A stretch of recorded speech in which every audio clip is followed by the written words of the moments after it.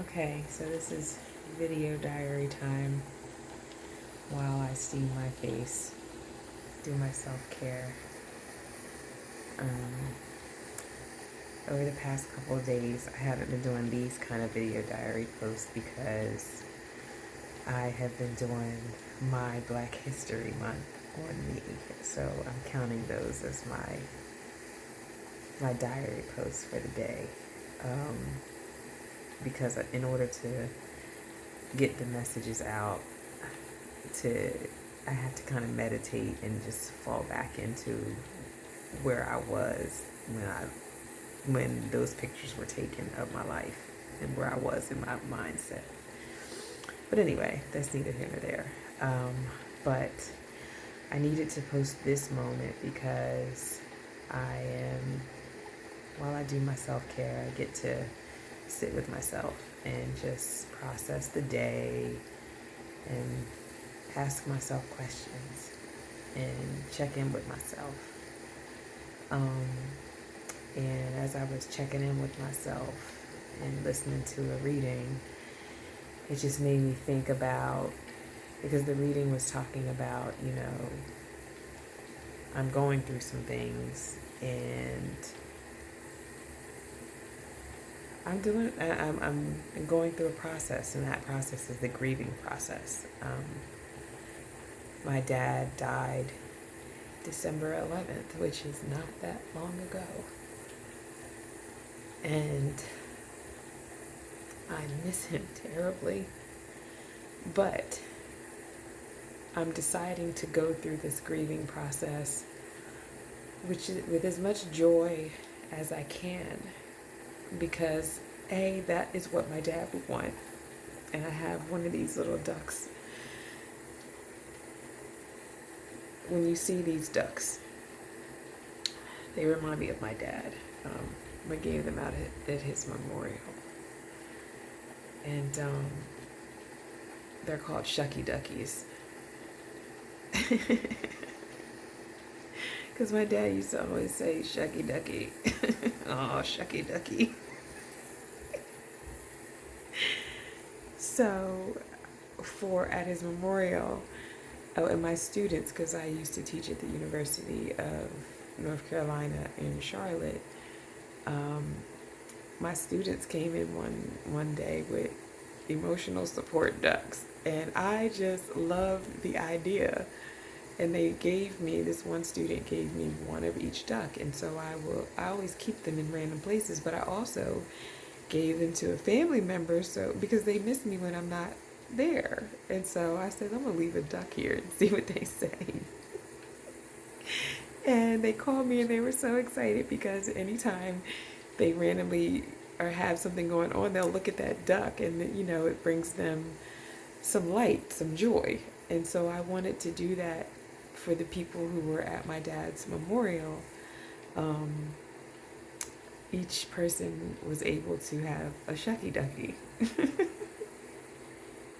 And the reason we got the ones with the glasses and the hats is because my dad used to always wear these big ass glasses, and he always had a hat on his head because he was always cold. So that just reminds me of his energy. So and he would laugh at that.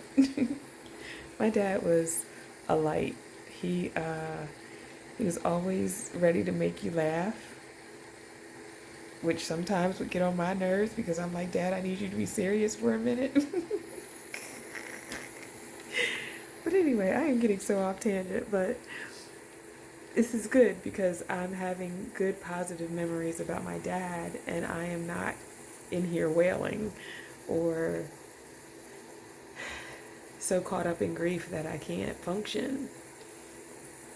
And so I'm choosing to go through this grieving process with as much joy as I can.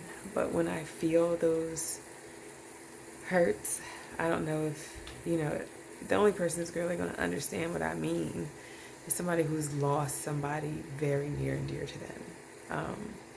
And it's devastating. I have lost both of my parents now, and it is like 2 pieces of me are gone. And so I have to manage that emotion. I can't get totally lost in it. I can feel it because you can't avoid the feeling, but I don't have to get lost in it.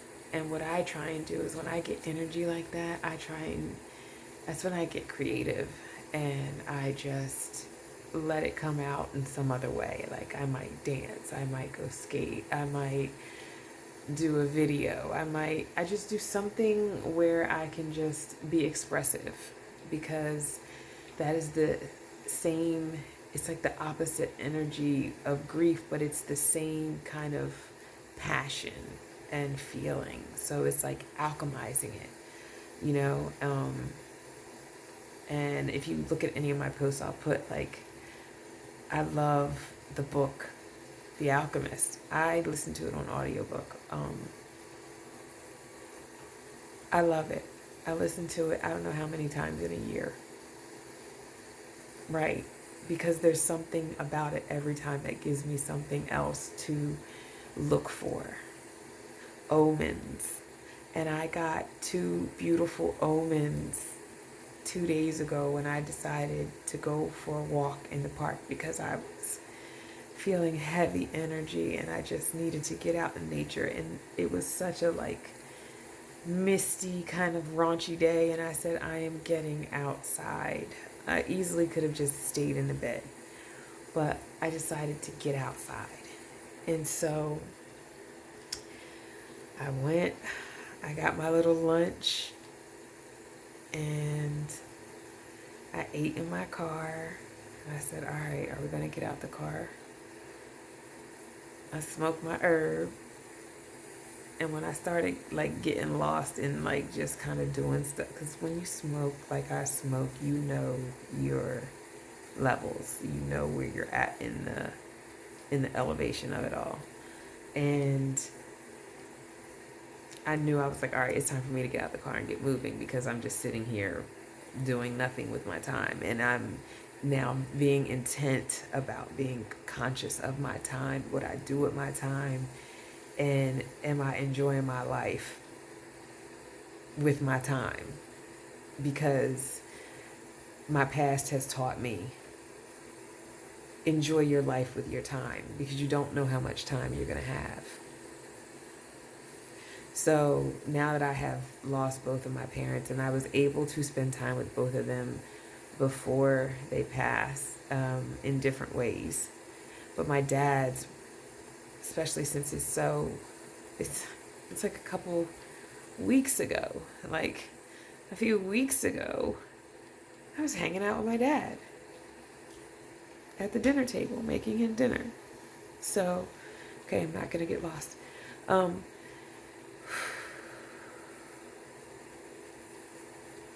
Okay, this is good.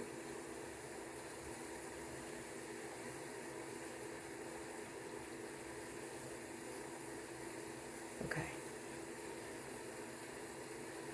Having a moment.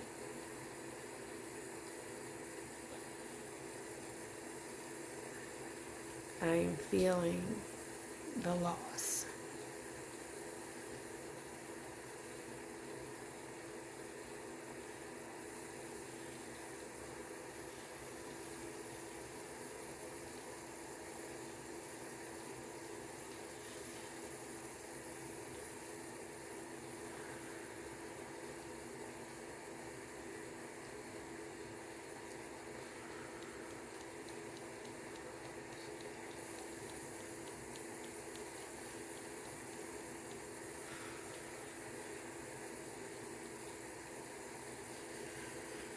Okay.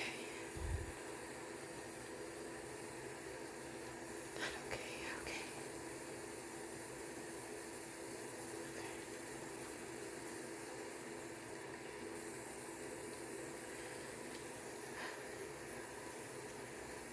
Still very fresh. And I know that grief takes time. So I am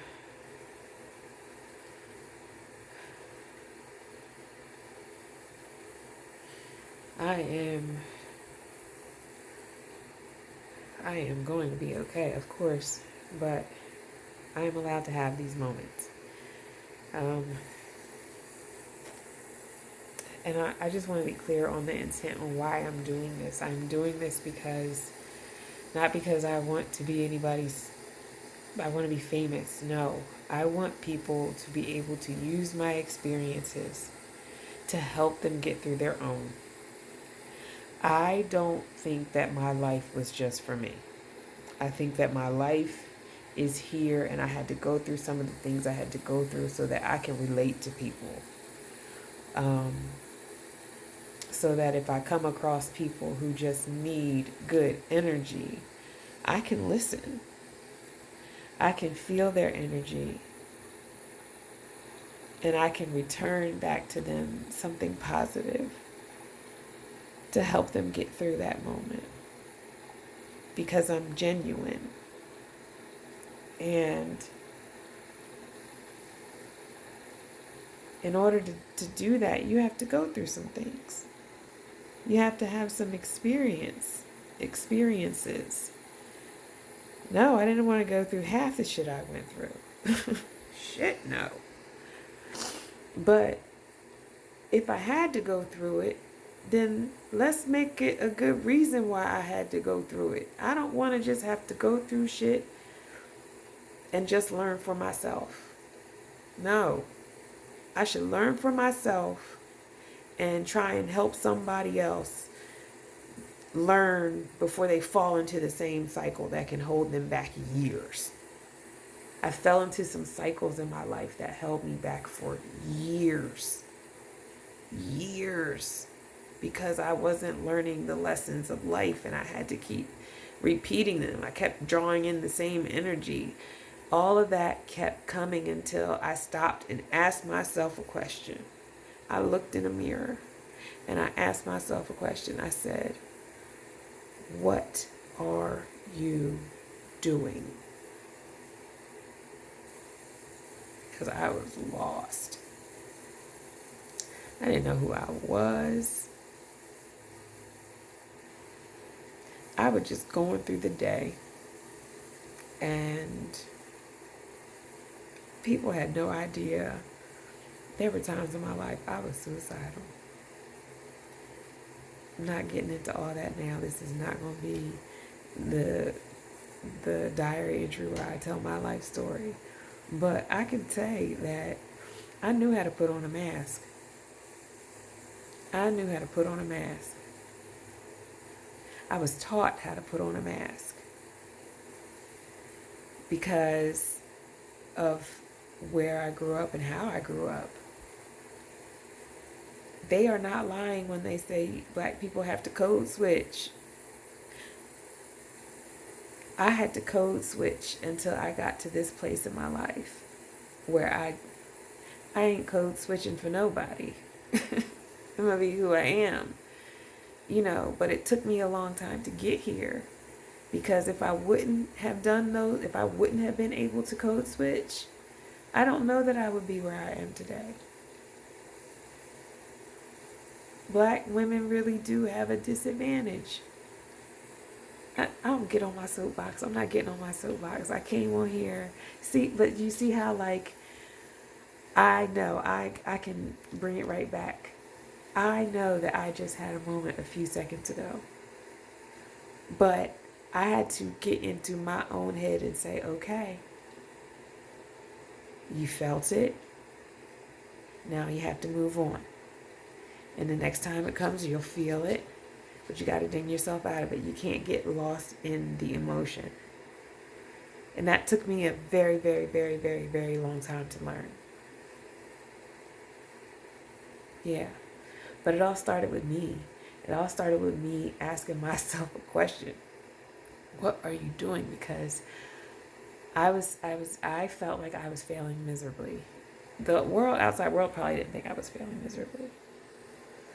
But I felt like I was failing miserably. Yeah, I didn't know who I was. I forgot who I was. I forgot how powerful I am. I forgot how I didn't forget how intelligent I was. I just was dumbing it down because you need a job, and you want to respect the people who are in charge. But after a while, you get tired of them treating you like you an idiot, and you like, oh no, that's not all my jobs. So I had to say that because, in today's day and age, man, they be taking shit and making people hate each other. No, my intent is not to be mean, crass, or crude about anybody or any job. I'm just explaining the things that I had to endure throughout the course of becoming an adult. It is hard for a black person in America when you want to climb a ladder because you're smart enough to sit at the table with the big dogs, because you know how much of an intelligent thinker you are,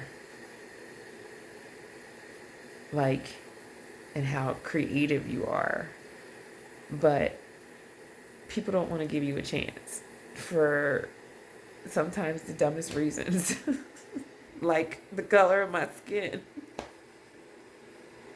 It has absolutely nothing to do with who I am. And to be honest, I had this thought the other day. At some point, black people, you have got to make a decision. Are you going to keep worrying about the things that we cannot change? Slavery happened. The people that did it are not here. Granted, some of their ancestors have managed to keep that hatred going, but some of them haven't. So, at this point in the game, we at some point need to evolve. We need to say, okay, y'all did this shit to us, but the tide has changed. And we don't have to live by those set of rules anymore. They're gone. So y'all need to get over it. If y'all want us to get over it, y'all need to get over it. Period, point blank. Okay, well, let me bring it back. Sorry. Soapbox. If anybody watches this diary post all the way through, they're probably like, yeah, she'd have been through a couple of phases. That's normal for me. I don't know about for everybody else, but that's normal for me. And I'm okay with that because my processes have gotten me places that I would have never imagined. And I don't even know what's coming in my life right now, but I just have a feeling that there's something unexpected coming my way. And I'm receiving that thing. And it is going to change the direction of my life because the last 5.5 months, 4.5 months, 5.5 months, however long I was taking care of my dad since August, taught me how to pivot when life pivots. Because taking care of somebody in the medical condition that my dad was in, learning the ropes in literally days,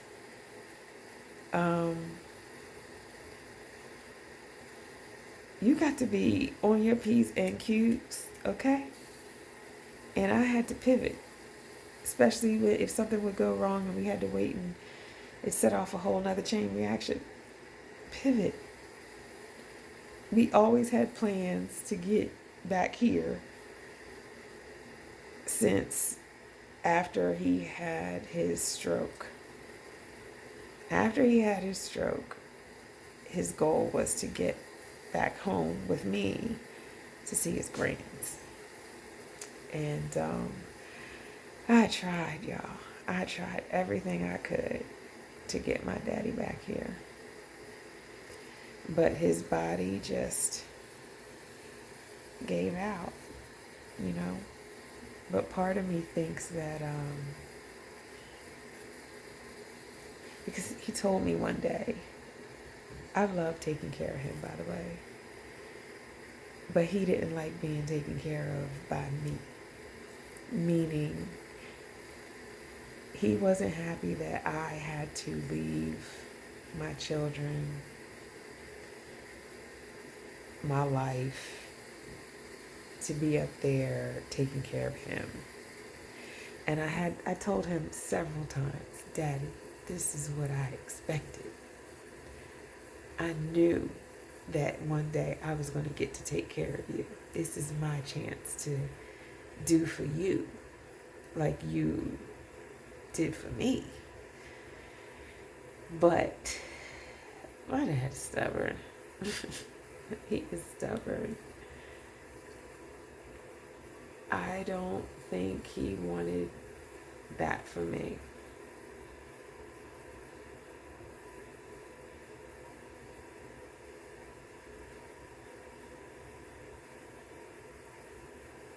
Because he said to me, he said, you work too hard.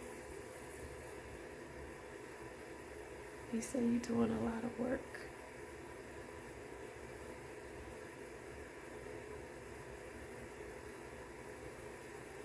And I said, it's okay, Dad. I want to.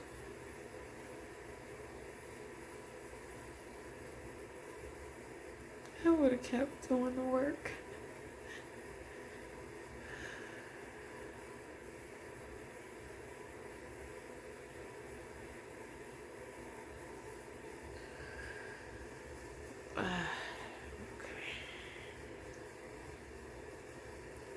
This is how a night can go for me. Man, Dougie Fresh.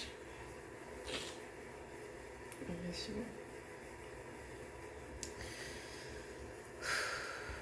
Okay, so some way, somehow. Damn, I done ran out of steam. I enjoy that steam, y'all.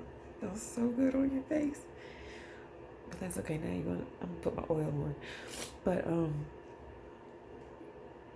I was getting to the omen. That's how we got all the way out here. Oh my God. Yes, because I was talking about the book, The Alchemist. To Omen. I went to the park on that really crazy day. Got out, started walking. It was cold. I almost turned around twice because it was cold for me. And I wasn't ready for that cold. Like, I didn't have my layers on. I don't know what I was thinking. I think because the last couple of days it had been warm. So anyway, I said, all right, I'm out here. I'm going to walk. So I got out, started walking. And I was walking past this guy, and he just stopped me. And he was like, there's the two birds. You see the two birds? You see the two birds? And I was like, no. What birds? Well, there was a whole bunch of birds it's like a pond. Yeah, it's like a pond. But there's this white egret, and then that he said lives there.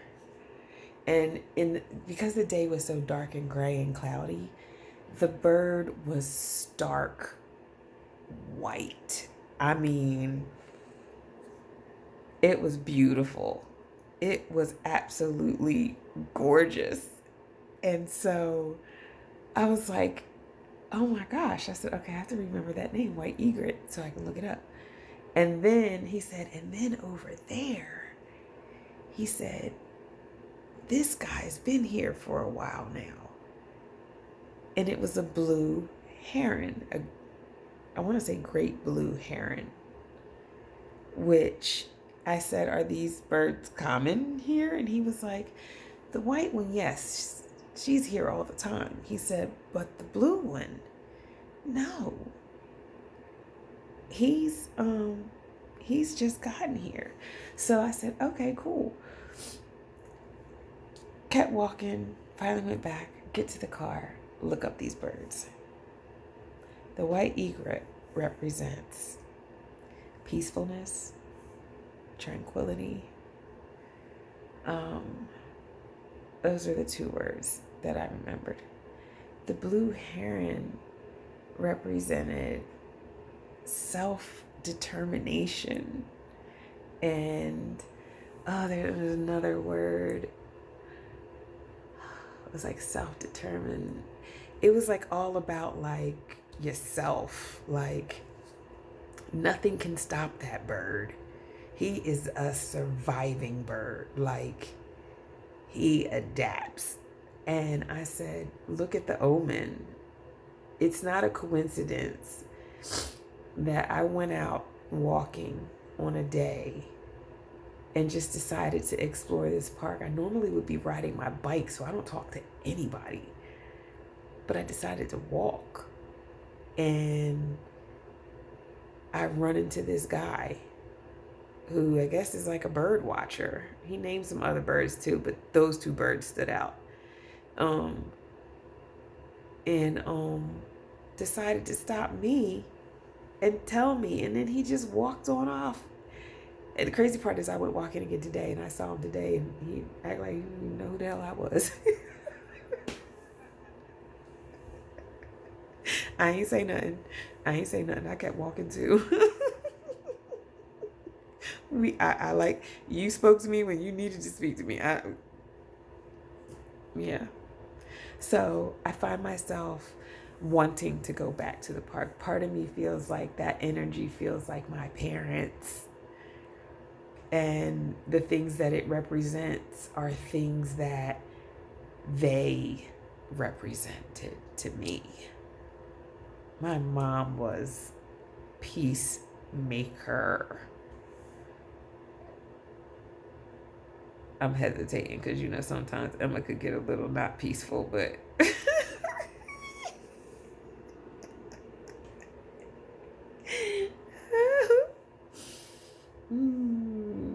yeah, I have moments too. Ooh. But for the most part, the intent was to be peaceful. And my dad always talked about like, okay, well, what you gonna do? Okay, well, what you gonna do? Okay, well, what you gonna do? Which was that self-determinate, like, there was no crying over spilled milk. Like, it was like, okay, what you gonna do next in my house?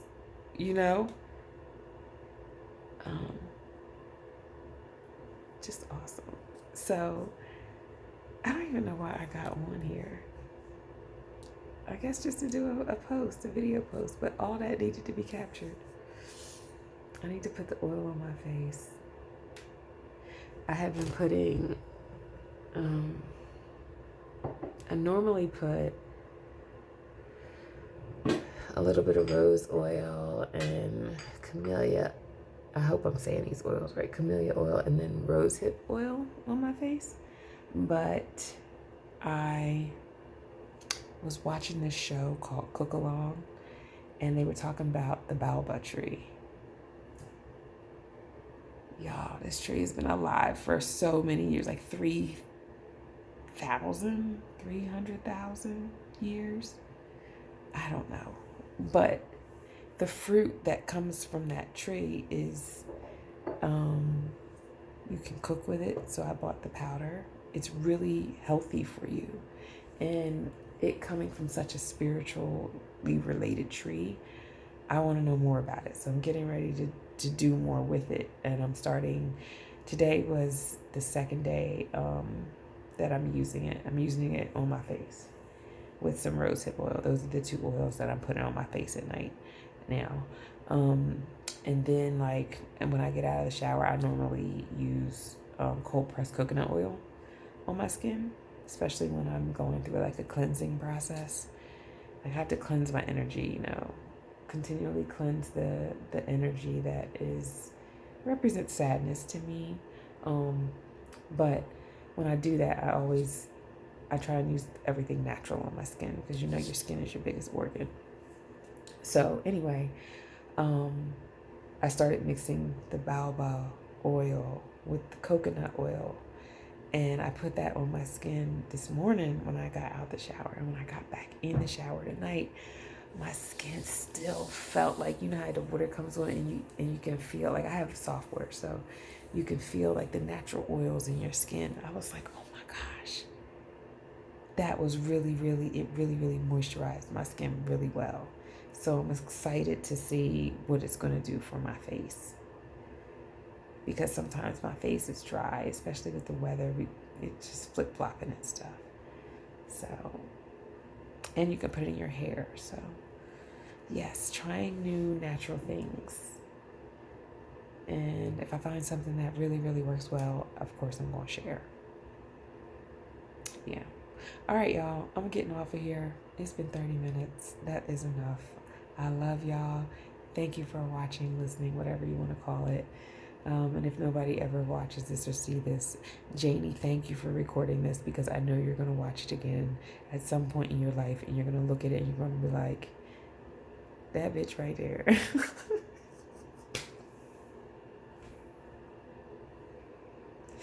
She the crazy motherfucker that will go for it all.